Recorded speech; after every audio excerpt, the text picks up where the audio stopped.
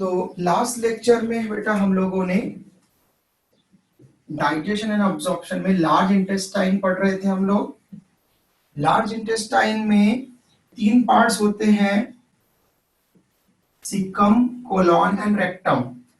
तो कल हमने सीकम और वर्मीफॉर्म अपेंडिक्स एंड देन फिर कोलॉन के बारे में पढ़ लिया था। नाउ आज हम रेक्टम के बारे में पढ़ेंगे, रेक्टम से रिलेटेड एनामोली के बारे में पढ़ेंगे, गड़बड़ी के बारे में, एंड देन फिर हम एसेसरी ग्लैंड्स, जो डाइजेस्टिव ग्लैंड्स है, एसेसरी जो एलिमेंट्री कैनाल का पार्ट नहीं है, बाहर है एलिमेंट्री कैनाल से, like salivary glands, pancreas and liver, इन पर डिस्कशन है। तो फर्स्ट लार्ज इंटेस्टाइन का पार्ट बचा है एक हमारा डिस्कस करने का,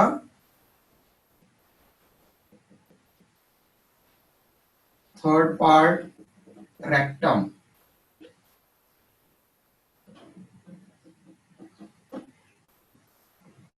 ओके, तो हमने कहा था कि जो लार्ज इंटेस्टाइन है, स्मॉल इंटेस्टाइन का इलियम टर्मिनेट होता है लार्ज इंटेस्टाइन के सीकम वाले पार्ट में। ये वर्मीफॉर्म अपेंडिक्स बनाया था हमने कल। ये इलियम, स्मॉल इंटेस्टाइन का लास्ट वाला पार्ट इलियम, ये ओपन हो रहा है लार्ज इंटेस्टाइन के फर्स्ट वाले पार्ट सीकम में। ओके, एंड देन फिर हमने इसको बनाया था कि यहाँ पर ये सीकम से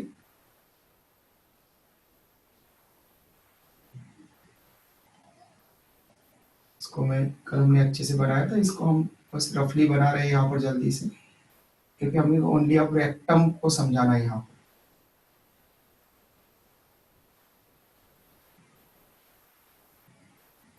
पर। ओके, तो ये पार्ट हमने सीकम रिप्रेजेंट किया था, यहां से लेकर यहां तक हमने कोलॉन को रिप्रेजेंट किया था। अब ये वाला जो पोर्शन है, ट्यूबुलर पोर्शन, जो टर्मिनल ट्यूबुलर पोर्शन है, tube like, straight tube like, इसको हम कहते हैं रेक्टम। ओके, तो थर्ड पार्ट इन विच मतलब कोलॉन और सिग्मॉइड, कोलॉन का सिग्मॉइड पार्ट, तो कोलॉन और सिग्मॉइड कोलॉन,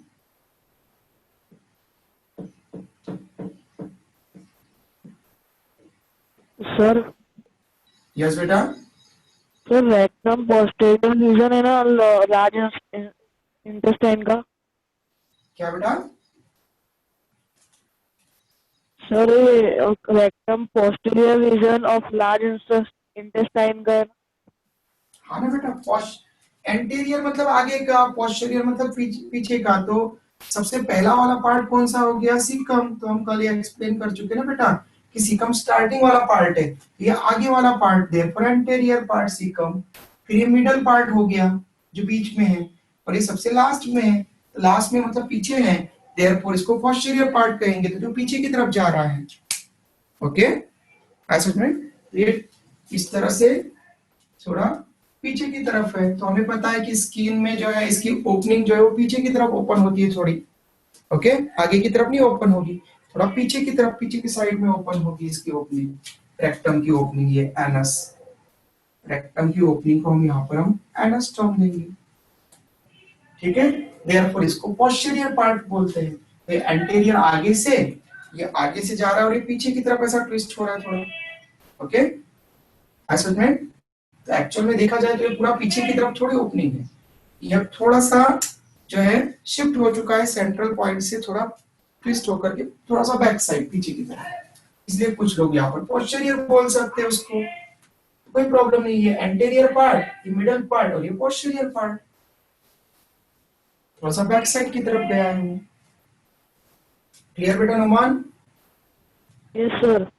ओके, तो आप बोल सकते हैं। तो मैंने आपको कल भी बताया था बेटा, कुछ टर्म्स में आपने बोला था, तो मैंने आपको बोला था कि अलग अलग स्टेटमेंट्स यूज करते हैं एक्सप्लेन करने के लिए। आपको ऑब्जर्व करना है, नीट वाले स्टूडेंट्स को जो है वो ऑब्जर्व करते आना चाहिए कि एक्चुअल में क्या हम चीजें वहां पर रिप्रेजेंट कर रहे हैं, क्या वो स्टेटमेंट जो हम पढ़ रहे हैं उसका हम मीनिंग समझ चुके हैं या नहीं।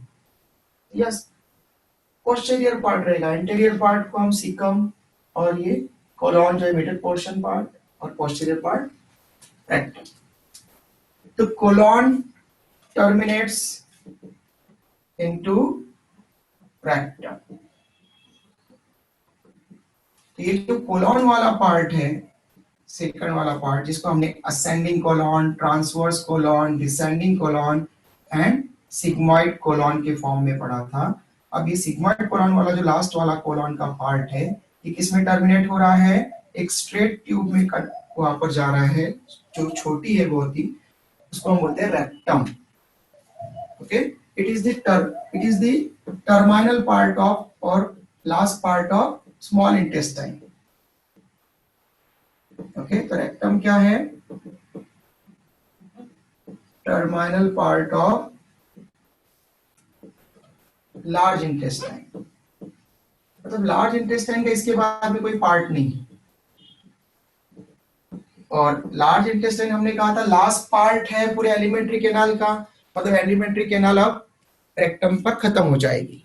तो रेक्टम का जो ओपनिंग है, it is called as aperture और ओपनिंग ऑफ रेक्टम. अपर्चर और opening of rectum is termed as anus.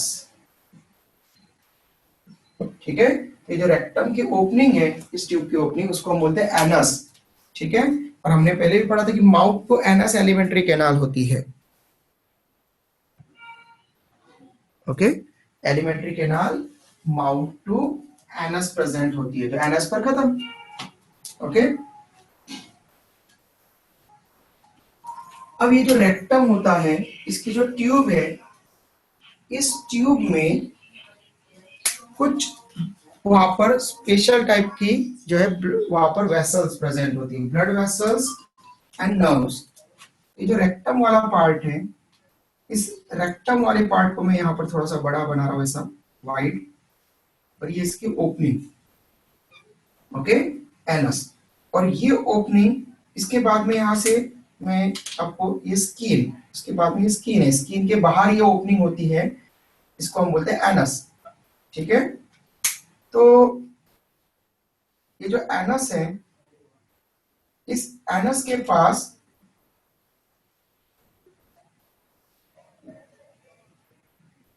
इस एनस को भी एक स्फिंक्टर कवर करता है, जिसके कारण कि ये ओपनिंग बंद रहती है. इसका भी एक गार्ड है, मतलब ये यूजुअली जो है बंद होता है, लेकिन जैसे ही इसके ऊपर प्रेशर पड़ेगा तो ये क्या हो जाएगा? ओपन हो सकता है. ओके, तो जो डिफिकेशन करते हैं, ठीक है,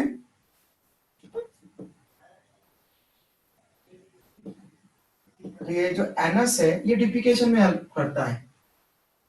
anus which help in defecation. Defecation का मतलब क्या बेटा? जो अनडाइजेस्टेड फूड मटेरियल जो फीकस में कन्वर्ट हो चुका है और कोलॉन से यहाँ पर बोवल मूवमेंट के थ्रू जा रहा था, मतलब ये जो इंटेस्टाइन की रिवर्स यहाँ पर सॉरी इंटेस्टाइन की लार्ज इंटेस्टाइन की पेरिस्टालसिस मूवमेंट हो रही थी, कॉन्ट्रैक्शन और रिलैक्सेशन, उसको हमने बोवल मूवमेंट कहा था. और इस बोवल मूवमेंट से जब ये जा रहा है तो वहां पर वो रैप हो रहा है किसके अंदर? म्यूकस के अंदर, क्योंकि वो सॉलिड है. तो कल हमने कहा था कि इसके अंदर म्यूकोसल सेल्स होती है जो म्यूकस सीक्रेट करेगी, और ये जो म्यूकस है वो इसके कारण रिजिडिटी नहीं बनेगी, यहाँ पर फ्रिक्शन नहीं होगा, जिसके कारण की जो वॉल है लार्ज इंटेस्टाइन की, वो उसको कोई प्रॉब्लम नहीं होगी, स्क्रैचेस नहीं होंगे उसके ऊपर. तो इसके कारण जो फीकल मटेरियल यहाँ से जा रहा है, तो अब फीकल मटेरियल का बाहर इजेस्ट आउट होना, उसको हम बोलते हैं डिफिकेशन. तो डिफिकेशन मतलब egestion of faecal material outside. Okay, body से outside.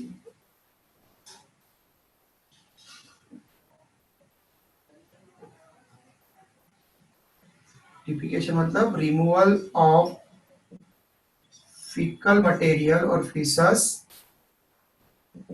Outside the body. Defecation की प्रोसेस जो होगी, इसमें जो अनडाइजेस्टेड फूड मटेरियल जा रहा है बॉडी से बाहर, इसलिए हम इसको एक टर्म भी देते हैं, egestion. Okay, that is egestion यहां पर फॉलो किया जाएगा।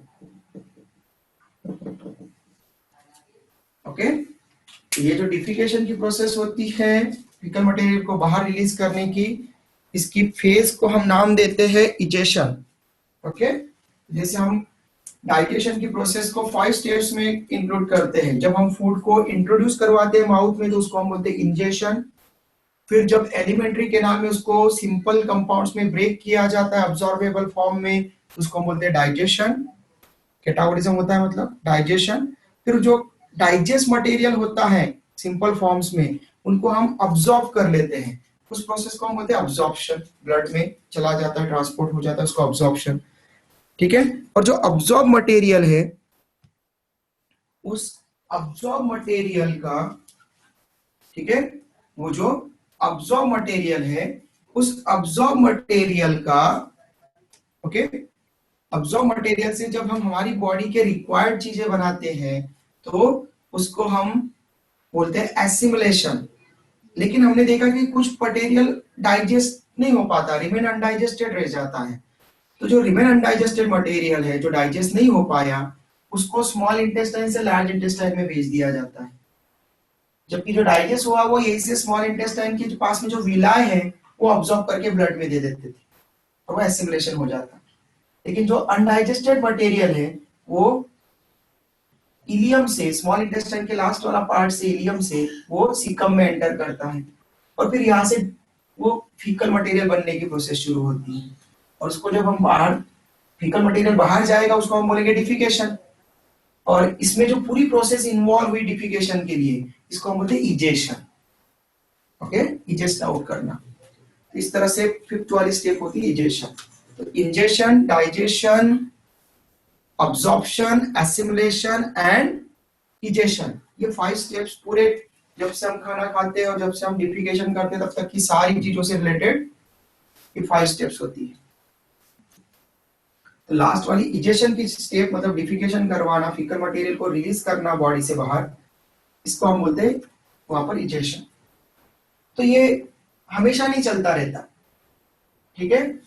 तो यहाँ पर जो फीकल मटेरियल वो जमा होता रहेगा और ये पूरा भर जाएगा यहाँ पर, तब जाकर के फोर्स लगेगा पीछे से और तब ये यहाँ से रिलीज होने की कोशिश करेगा। तब ये जो स्फिंक्टर है, मस्कुलर स्फिंक्टर, ये यहाँ से ये ओपन होगा मसल द्वारा, ये ओपन होगा और ये ओपन होकर के यहाँ से फिर डिफिकेशन होगा।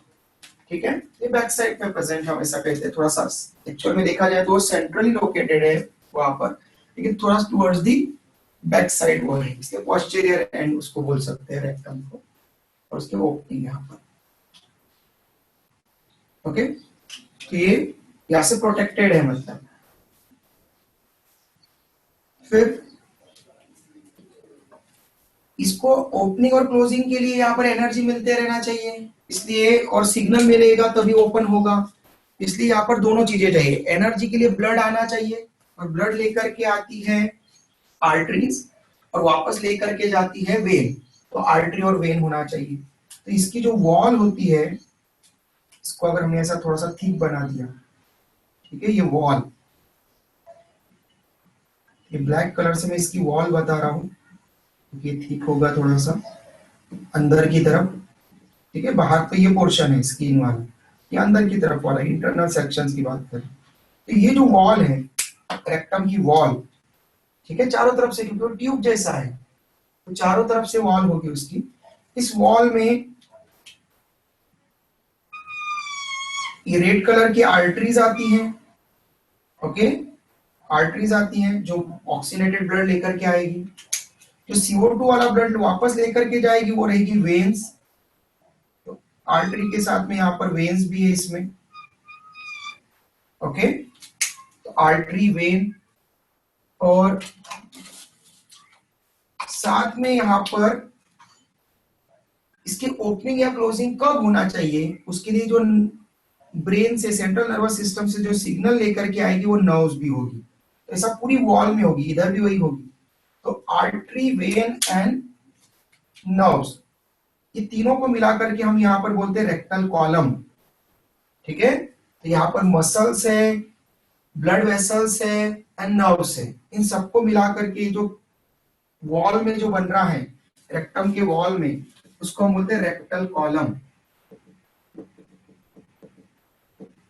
कॉलम लाइक बन रही है, ठीक है, एक कॉलम की जैसा बन रहा है, देयरफॉर उसको हमने कॉलम कहा। लेकिन इस रेक्टल कॉलम में क्या क्या है? ब्लड वेसल्स है, मतलब आर्टरी एंड वेन्स है, ब्लड वेसल्स, ठीक है, प्लस नर्व्स है, प्लस मसल्स है। ये तीन चीजें होती है, ब्लड वेसल्स मतलब आर्टरी, वेन, कैपिलरी, ये प्रेजेंट रहेगा। नर्व्स मतलब जो सिग्नल लेकर के आएगी, और मसल जो कॉन्ट्रैक्शन रिलैक्सेशन कॉज करवाएगी, ये प्रेजेंट होता है। इसको बोलते हैं हम रेक्टल कॉलम। ये नॉर्मली प्रेजेंट रहता है, ओके, इस तरह से एक्शन करने के लिए। लेकिन प्रॉब्लम क्या होती है, एनामोली से रिलेटेड, यहाँ पर एक पार्ट है गड़बड़ी से रिलेटेड, कि जब कोई पर्सन को कॉन्स्टिपेशन होता है, तो वो प्रॉपर जो है वो फीकल मटेरियल का डिफिकेशन नहीं कर पा रहा है, इजेशन नहीं कर पा रहा है, समझ लो अच्छे से, तो वो प्रेशर लगाता है, ठीक है, कि डिफिकेशन हो सके, ठीक है। या फिर कुछ पर्सन ऐसे जो कि स्ट्रेस वाली या एंगर वाली कंडीशंस में है, या फिर जो है बहुत जो है वो जिसको जो है वो वहां पर मतलब हम ये बोलेंगे कि उसको फ्रेश होने के लिए टाइम भी नहीं मिल पा रहा है, बहुत जल्दी जल्दी उसको जो है कहीं पर जाना वाना है, समझ लो ऐसा।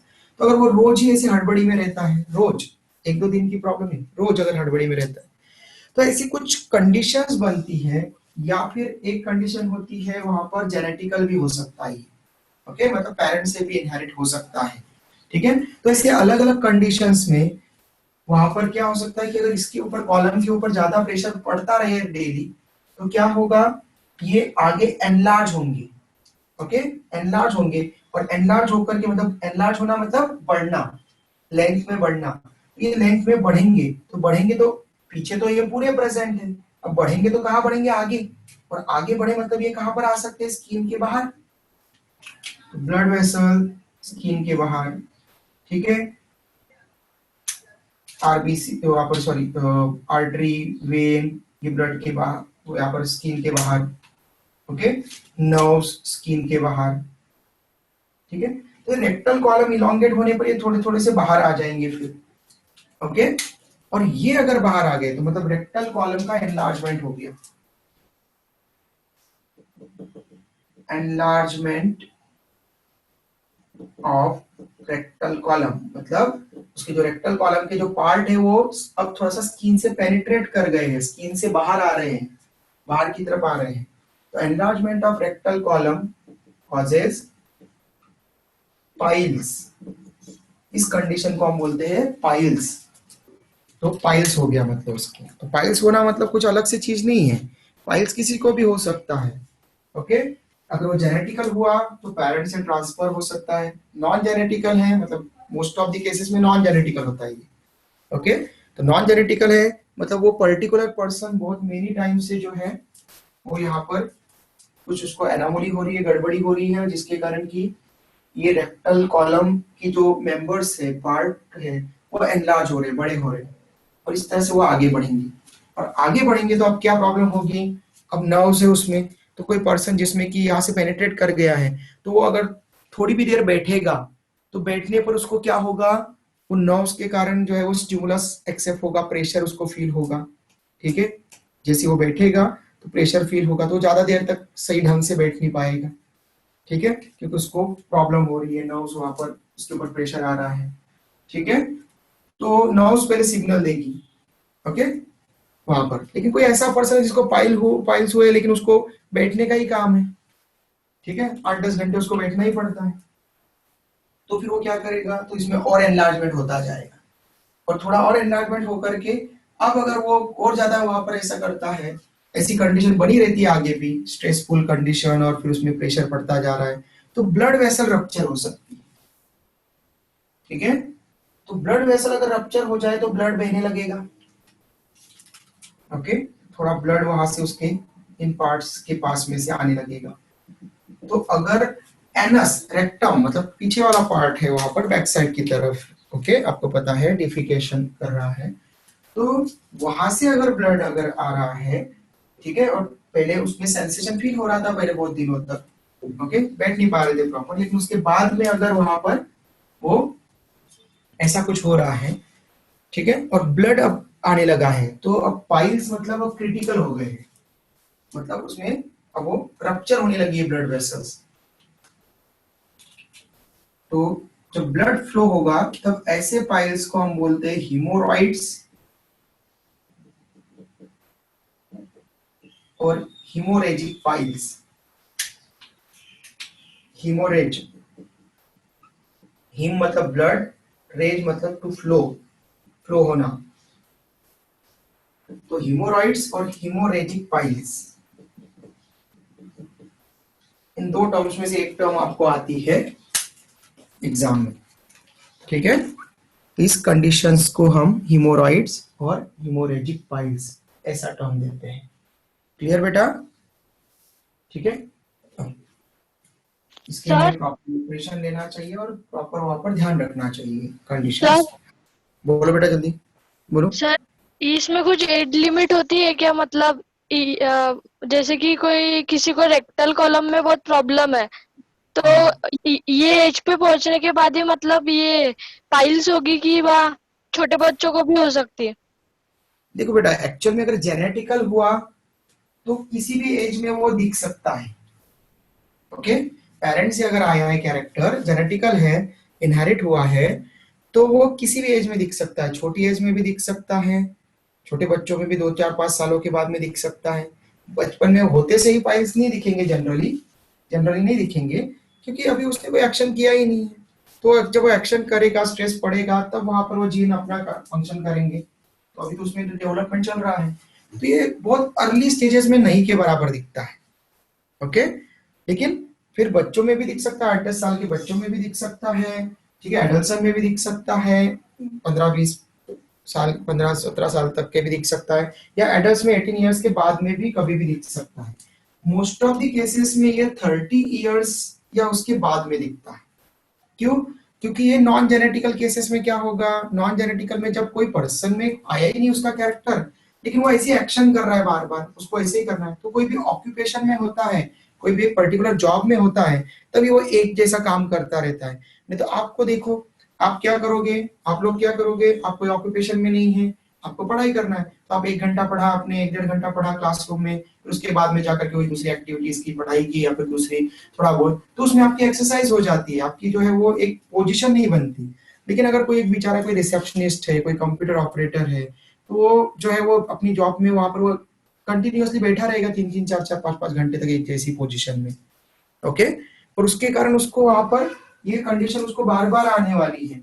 तो इसीलिए कहते हैं कि जो भी आप काम करो उसमें थोड़ा सा आपको जो है वहां पर चलना फिरना चाहिए 1 2 घंटे के बाद में, या फिर थोड़ा सा मूवमेंट होना चाहिए कम से कम, ओके, ताकि बहुत सारी प्रॉब्लम क्रिएट नहीं होती। तो बहुत सारी प्रॉब्लम जो है ऑक्यूपेशन के कारण हो जाती है, कि अगर किसी पर्सन की ऐसी अगर सिटिंग हैबिट जो है बराबर नहीं है, तो उसके कारण भी वहां पर बहुत सारी प्रॉब्लम्स क्रिएट होती है, बैक पेन, ठीक है, या फिर जो है डिस्क में गैप आ जाना, स्लिप डिस्क हो जाना, ठीक है, या फिर नेक पेन होना, ठीक है, पेनक्रियाज का प्रॉपर वर्क ना करना बहुत बार, ऐसा भी वहां पर हो, जेनेटिकल नॉन जेनेटिकल ये भी दोनों टाइप का हो सकता है, ठीक है, तो ऐसे बहुत सारी चीजों पर जो है वो असर पड़ना, इवन जो है वो हमारी जो फिजिक है, मतलब जो बॉडी है उसके ऊपर भी जो है वो गलत असर पड़ सकता है, ठीक है, तो एक्सरसाइज या फिर जो है थोड़ा सा वहां पर मूवमेंट ये जरूरी है, ओके, तो किसी भी एज में दिख सकता है, कोई एज लिमिट में हम नहीं बोलते, लेकिन जनरली कब दिखता है, मोस्ट ऑफ द केसेस में दिखता है 30 इयर्स या उसके बाद में, मोस्ट ऑफ द केसेस में। क्यों? क्योंकि मोस्टली एक होता है नॉन जेनेटिकल, पेरेंट्स से प्रोजेनी में पास नहीं होता, नॉन जेनेटिकल है मोस्टली, इसके लिए ये जब उस पर्सन की पर्टिकुलर एक्टिविटीज वैसी होगी तब होगा, या फिर कोई छोटा बच्चा और वो बचपन से ही बहुत ही ज्यादा स्पाइसी और बहुत ही ज्यादा ऑयली खाना खाता है, बाहर की चीजें खाता है, बस केवल वहां पर जो है उसको पसंद ही है, बस केवल क्या पसंद है उसको, बर्गर ही पसंद है, पिज्जा ही पसंद है, बाहर की चीजें पसंद है उसको, घर का कभी वो खाता ही नहीं है, समझ लो बचपन से, ठीक है। तो मेनी ईयर्स के बाद में उसको जो है वो वहां पर उसके डाइजेस्टिव सिस्टम पर असर दिखेगा। तो ऐसी एनामोलीज उसमें भी दिख सकती हैं। तो उसको 10-15 साल में भी दिख सकती है उस पर्सन को, अगर वो 2-3 साल से कंटिन्यूअसली बाहर की चीजें बहुत बार खा रहा है तो। ठीक है, क्योंकि वो हाइजीनिक नहीं रहती, उसमें जो है प्रॉपर जो इंग्रेडिएंट जो है वो कोई बराबर नहीं डाले जाते, वहां पर बस टेस्ट देखा जाता है। ठीक है, वहां पर सेफ्टी नहीं देखी जाती, हेल्थ नहीं देखी जाती, वहां पर बस टेस्ट देखा जाता है बाहर के खाने में। आप बाहर का खाना खाने खाते क्यों है? क्योंकि उसमें आपको लगता है अरे हमारा पसंद का टेस्ट है उसमें। ठीक है, बाकी सारी चीजें तो घर पे ही बनती है, या फिर उसी को घर पे बनाया जाए तो आपको उसका थोड़ा टेस्ट अलग लगेगा। क्यों लगेगा? क्योंकि वहां पर जब आप घर पे बनाओगे तो आपके पास में प्योर चीजें रहेगी। ऑयल जो यूज करोगे आप वो प्रॉपर ऑयल यूज करोगे। बाहर जो ऑयल यूज किया जा रहा है वो पाम ऑयल यूज किया जा रहा है, कोई दूसरा ऑयल यूज किया जा रहा है, आपको क्या पता है? सस्ता वाला। ठीक है, बाहर। ठीक है, वो कितनी हाइजीनिक इन्वायरमेंट में बनाया गया है, कौन कौन से इंग्रेडिएंट्स डाल रहे हैं उसमें, कोई भी जो है वो चाइनीज इंग्रेडिएंट्स डाल रहे हैं उसमें, कोई सा भी ऑयल डाल रहे हैं, कोई सा भी कुछ भी डाल रहे हैं। ठीक है, क्या पता है आपको? ठीक है, लेकिन जब आप घर पे बनाएंगे तो आपको पता रहेगा कि आप उसमें क्या डाल रहे हैं, और एक प्रॉपर क्वांटिटी में डालेंगे कि अरे नहीं इससे ज्यादा नहीं है, इससे कम नहीं, हाइजीन के साथ में। ठीक है, तो ये चीजें पड़ जाती है कि अगर मेनी टाइम्स अगर बाहर की चीज खाते हैं, ठीक है, कंटिन्यूअसली, और ज्यादातर फास्ट फूड वहां पर बाहर का, ठीक है, तो वहां पर वो पिज्जा बर्गर ऐसी चीजें, तो ये इसमें जो है वो वहां पर जो है वो उसको बहुत बार अगर खाने से जो है फिर हमारे डाइजेशन से रिलेटेड एनामोलीज वहां पर होती है। आपने देखा होगा कि बहुत बार आपने देखा होगा कि जो अब्रॉड में जो बच्चे होते हैं, इवन आजकल हमारे यहाँ पर भी बड़ी बड़ी सिटीज में जो बच्चे होते हैं, आप देखोगे कि वो भले ही कुछ ज्यादा खाना नहीं खाते, लेकिन फिर भी बहुत सारे बच्चे फैटी हो जाते हैं। तो उसका रीजन सबसे बड़ा है nutrition. Proper food, proper nutritious food नहीं लेना और फास्ट फूड ज्यादा खाना। दूसरी बात स्ट्रेस। ठीक है, क्लियर? तो ऐसे कुछ चीजों के कारण वहां पर जो है वो फैटी दिखने लग जाते। तो ये एनामोलीज न्यूट्रिशन पर बेस्ड ज्यादा है बेटा, और फिर सेकेंडरी हमारी एक्टिविटीज पर बेस्ड, इसलिए किसी भी एज में हो सकता है। क्लियर बेटा? Yes sir. okay. तो देन सर हमने यहाँ पर कहा कि अगर ब्लड निकलेगा तो उसको हिमोरॉइड्स और हिमोरेजिक पाइल्स कहेंगे। इसका स्क्रीनशॉट ले लो बेटा। ये लार्ज इंटेस्टाइन का पार्ट कंप्लीट हो गया। अब हम सलाइवरी ग्लैंड्स के बारे में पढ़ते हैं। ग्लैंड्स के बारे सर अगर किसी का डाइजेस्टिव सिस्टम वीक है तो उसको पाइल्स हो सकता है? में अगर उसका डाइजेस्टिव सिस्टम वीक है तो डॉक्टर पहले ही उसको बोलेगा कि आप क्या क्या चीजें खाओ। डॉक्टर पहले ही बता देगा कि आप कौन सी चीजें खाओ या कौन सी चीजें नहीं खाओ। जैसे डॉक्टर बोलेगा कि फिर आप बहुत ज्यादा स्पाइसी चीजें मत खाओ, बहुत ज्यादा ऑयली चीजें मत खाओ, ऐसा डॉक्टर पहले से ही बता देगा। और डाइजेस्टिव सिस्टम वीक, ये जब तक डॉक्टर्स ना बोले टेस्ट करके, तब तक आपको नहीं समझना है कि आपका डाइजेस्टिव सिस्टम या किसी और का डाइजेस्टिव सिस्टम वीक है। कभी कभार हम क्या करते हैं, कोई एक आध चीज हम नहीं खा पाए तो हम बोल देते हैं कि अरे, या फिर कभी गड़बड़ी हो गई, अच्छे से डाइजेस्ट नहीं कर पाए तो बोले यार इसका डाइजेस्टिव सिस्टम वीक है। ठीक है, फिर वो मेंटेलिटी वैसी बन जाती है। सर ठीक ये है, परमानेंटली क्यूरेबल है? ये बेटा देखो, सबसे पहली बात तो ये कि ये एनलार्ज हो गई है। ठीक है, ये वेसल्स एनलार्ज हो गई है, और ये वेसल्स ऐसी नहीं कि जो एक बार एनलार्ज हो गई, ब्लड वेसल्स एक बार एनलार्ज हो गई तो वापस जाएगी, ऐसा नहीं है, अपने आप नहीं जाएगी। ठीक है, तो इसलिए परमानेंट क्योर इसका अगर हम बोले तो अपने आप नहीं है। इसको जो है, इसको ऑपरेट करके इसका साइज रिड्यूस किया जा सकता है वापस से, है ना? क्लियर? जैसे हमारा नेल अगर बढ़ गए तो क्या वो अपने आप कुछ देर के बाद में अपने आप कम हो जाएंगे क्या? नहीं। पता नहीं होंगे ना। उसको हमको क्या करना पड़ेगा कम करने के लिए? काटना पड़ेगा। काटना पड़ेगा। यस, वही सेम आंसर यहाँ पर है कि यहाँ पर भी ऑपरेशन करना पड़ेगा। ये अपने आप नहीं होंगे क्योंकि ये वेसल बढ़ चुकी है। ओके, तो डॉक्टर पहले मेडिसिन देते हैं कि वो ज्यादा ना बढ़े और आपको ज्यादा सेंसेशन फील ना हो वहां पर, इसलिए डॉक्टर्स मेडिसिन देते रहते हैं कि वो अपने आप क्योर हो जाएंगे, ऐसा बोलते हैं। लेकिन ये बढ़ गए हैं अगर, तो जब तक वो वहां से रिड्यूस नहीं होंगे, फूटेंगे नहीं, टूटेंगे नहीं, तब तक वो अपने आप अंदर नहीं जा सकते। इसलिए इसका परमानेंट क्योर का एक ही तरीका है कि इसको क्या कर दिया जाए, ऑपरेट कर दिया जाए।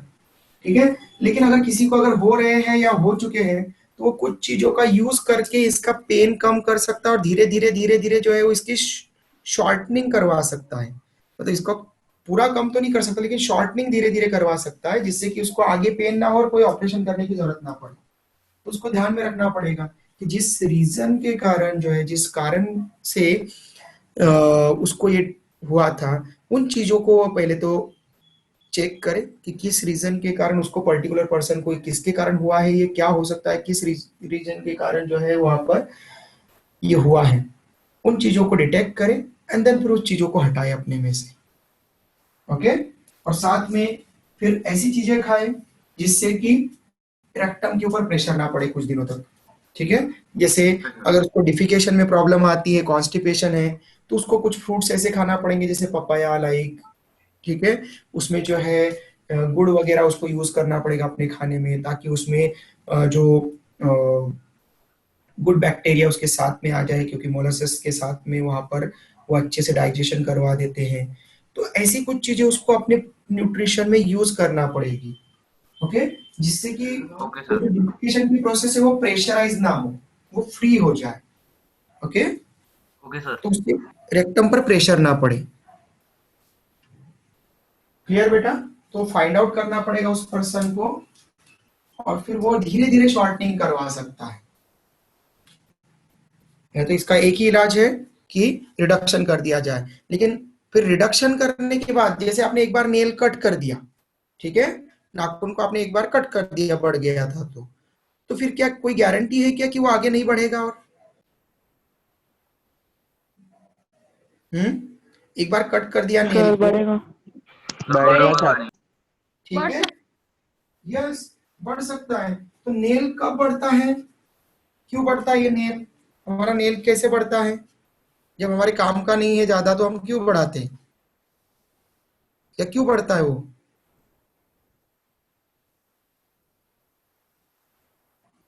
तो हमारी बॉडी में जब डेड सेल्स बढ़ती है, ओके, केराटिन ज्यादा टूटता है, डेड सेल्स जो है ये स्किन का डेरिवेटिव है। ओके, जैसे हेयर स्किन के डेरिवेटिव है, ये नेल जो है वो स्किन का डेरिवेटिव है। ओके, तो ये स्किन से डिराइव हुए हैं, स्किन से बने हैं। लेकिन स्किन के किस पार्ट से?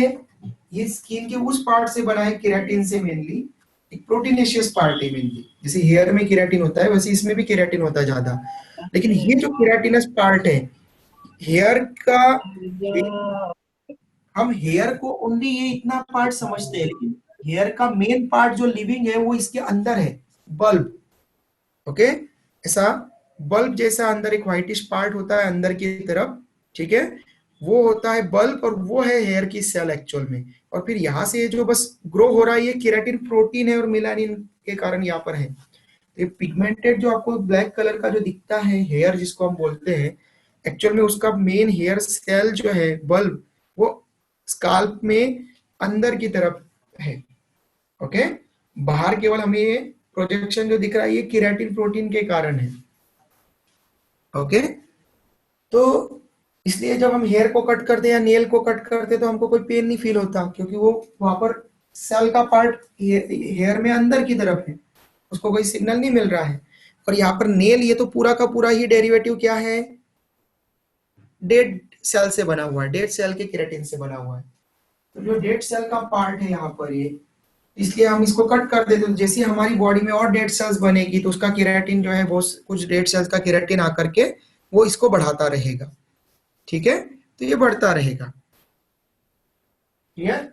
तो उसी तरह से अगर किसी पर्सन ने एक बार वहां पर ऑपरेशन करवा लिया और फिर ऑपरेशन करवा बोले मैंने तो करवा लिया ऑपरेशन, ठीक है, सर्जरी करवा ली, और उसके बाद में वो वही एक्शन कर रहा है, वैसे ही खाना खा रहा है, स्पाइसी बहुत ज्यादा, ऑयली ज्यादा, बाहर का फास्ट फूड ज्यादा, उसकी सिटिंग हैबिट वैसी ही है, तो फिर वापस से जो है वो वहां पर इलोंगेशन होने लगेगा उसकी सेल्स में।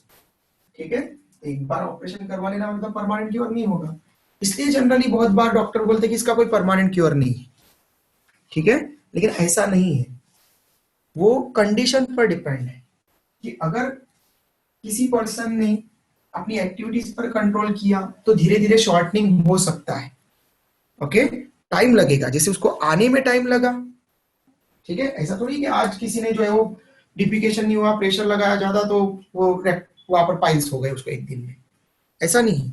वो प्रोसेस है कंटिन्यूस, बार बार बार बार बार बार सिग्नल गया तब जाकर के वो इलोंगेट हुए। तो कम से कम वो अगर वो किसको नॉन जेनेटिक है तो उसको कम से कम 2-3 साल का टाइम लगेगा उस कंडीशन में आने में।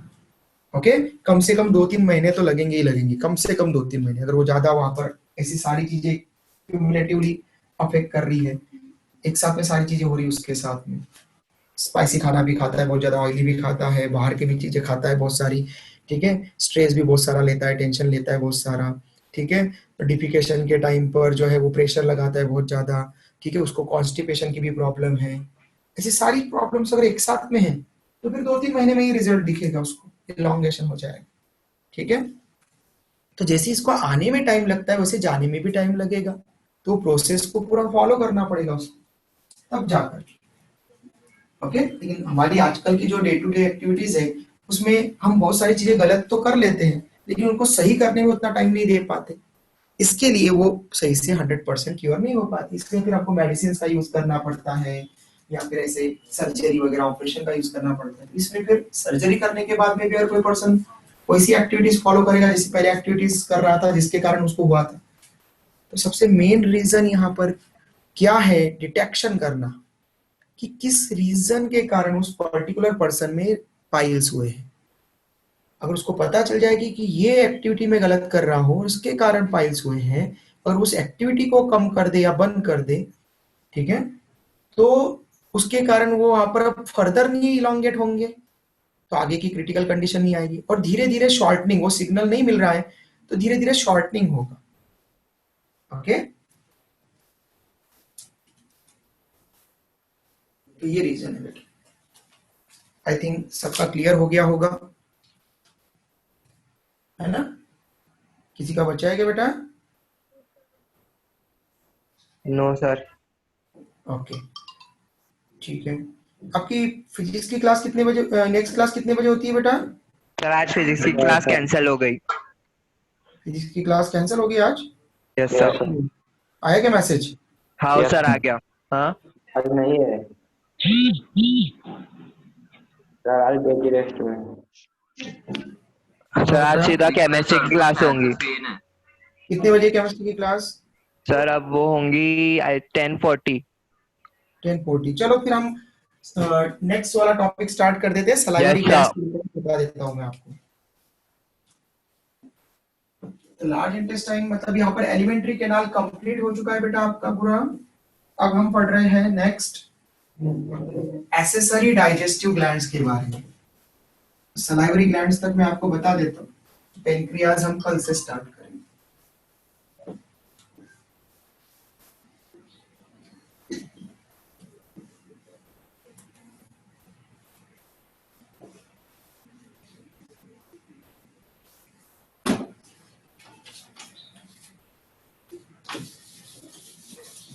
नेक्स्ट हेडिंग डालो, एक्सेसरी डाइजेस्टिव ग्लैंड्स। हमने स्टार्टिंग में ही कहा था कि डाइजेस्टिव सिस्टम में दो पार्ट्स में हम डिस्टिंग्विश कर देते हैं उसको, alimentary canal and accessory digestive glands. Alimentary canal में माउथ से लेकर एनस तक की पूरी कंप्लीट ट्यूब हमने पढ़ी थी, जिसमें माउथ, बक्कल कैविटी और oral cavity, pharynx, then oesophagus, stomach, small intestine and then large intestine. ठीक है, यहां तक हमने कहा था। अब नेक्स्ट हम पढ़ रहे हैं एक्सेसरी डाइजेस्टिव ग्लैंड्स। ओके, मतलब जो एलिमेंट्री कैनाल का पार्ट नहीं है बट डाइजेशन के लिए जरूरी है। ओके, वो एलिमेंट्री कैनाल के अंदर हम नहीं पढ़ते उसको, लेकिन डाइजेशन के लिए जरूरी है।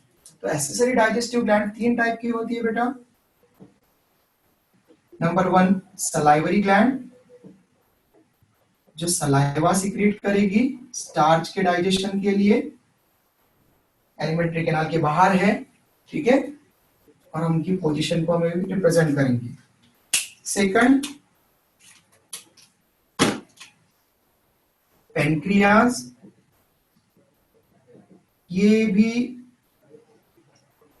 पेनक्रियाटिक जूस रिलीज करता है। और थर्ड हम पढ़ेंगे फिर लीवर, ये बाइल जूस रिलीज करता है। ओके, तो ये डाइजेशन में हेल्प करते हैं लेकिन एलिमेंट्री कैनाल के बाहर प्रेजेंट होते हैं, therefore accessory digestive glands, glands मतलब सिक्रीशन करने वाले, ये डाइजेस्टिव जूस एंजाइम को सिक्रीट करते हैं। तो नंबर 1 हम पढ़ने वाले हैं आज salivary glands.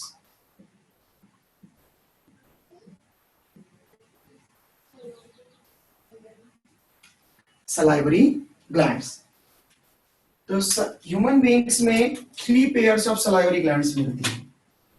In humans there are 3 pairs of salivary glands.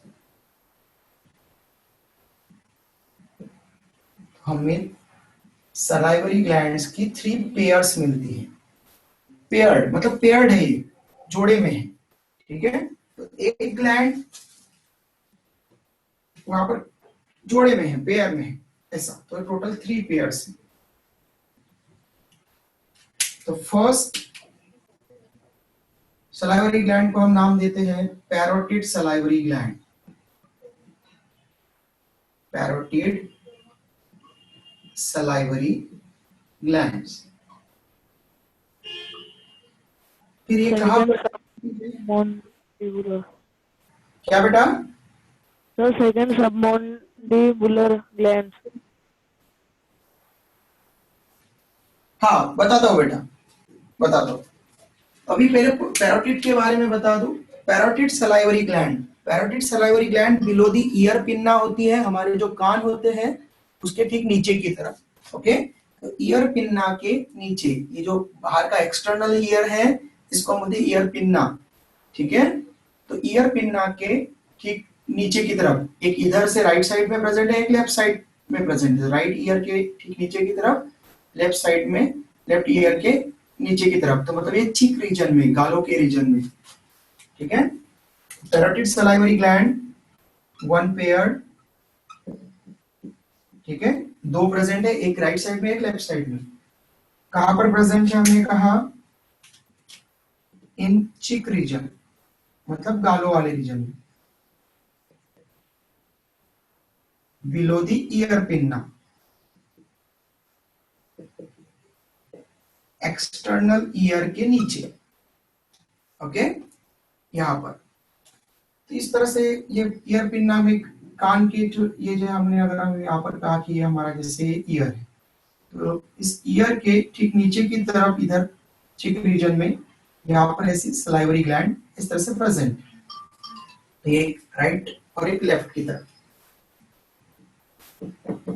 Second तो हम कहते हैं यहाँ पर सब मैक्सिलरी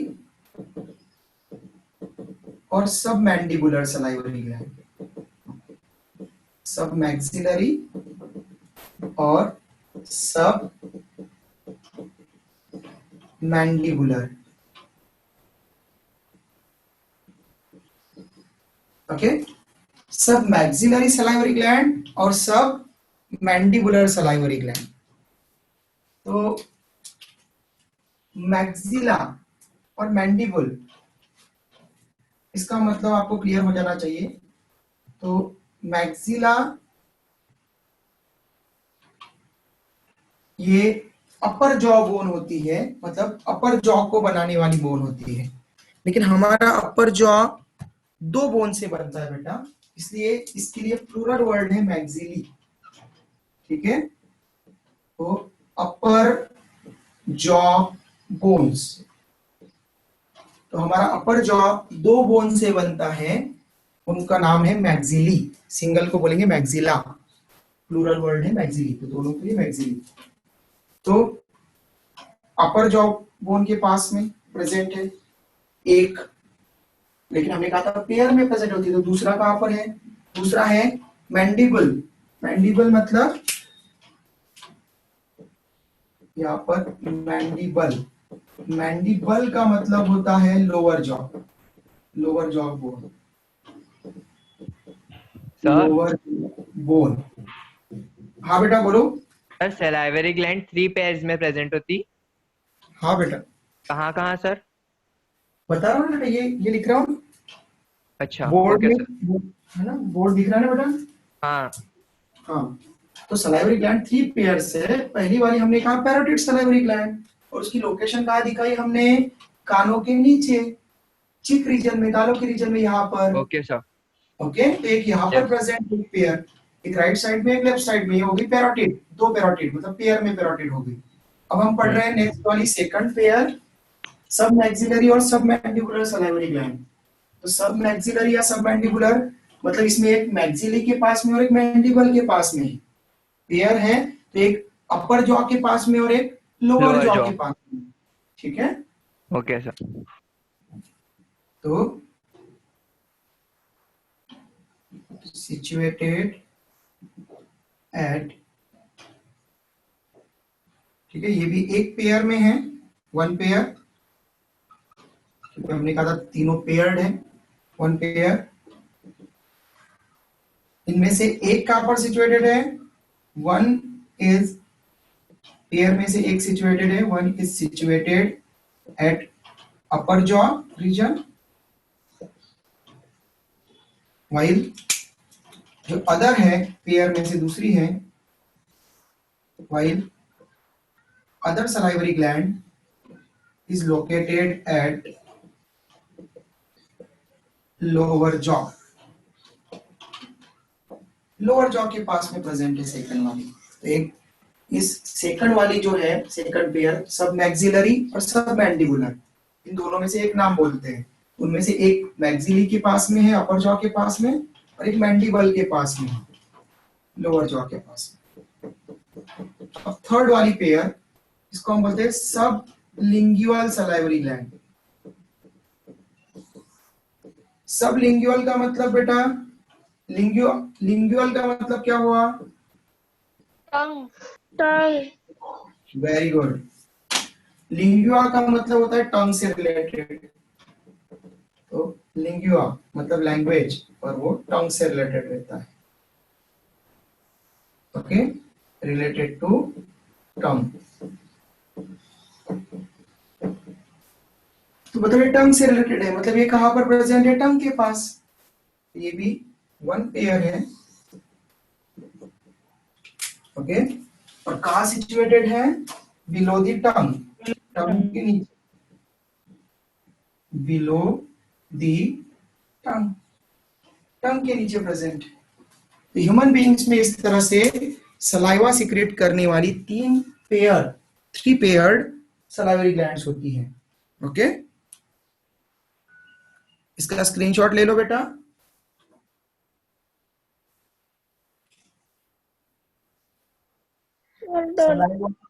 हाँ बेटा बोलो, कोई क्वेश्चन पूछ रहा था क्या, किसी की आवाज आई थी मुझे सर।